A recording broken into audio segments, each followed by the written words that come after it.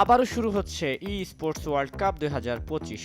বাংলাদেশে পড়েছে তার আজ। এবার স্বপ্নটা যেন আরো বড়, কারণ বাংলাদেশও এবার অংশ নিচ্ছে বিশ্বের মর্যাদাপূর্ণ এই আসরে। ফ্রি ফায়ারের হয়ে সৌদি আরবের রিয়াদে দেশের পক্ষে টাইটেলের জন্য লড়াই করবে টিম রেড হকস। 7 জুলাই শুরু হয়ে এবারে আসর চলবে 21 আগস্ট পর্যন্ত।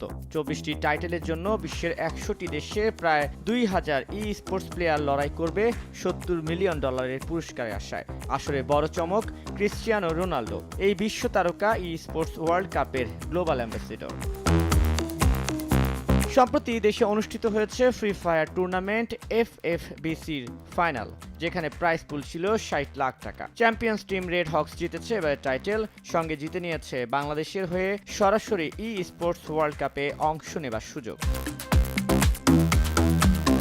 16 থেকে 20 জুলাই অনুষ্ঠিত হবে ফ্রি ফায়ারের লড়াই। বাংলাদেশের প্রতিপক্ষ বিশ্বের বিভিন্ন দেশের 18টি টিম। প্রথমে নকআউট, এরপর পয়েন্ট রাশ, শেষে গ্র্যান্ড ফাইনাল। কার হাতে যাচ্ছে বিশ্ব সেরা টাইটেল? সব মিলিয়ে দেশে ফ্রি ফায়ার কমিউনিটিতে চলছে টান টান উত্তেজনা।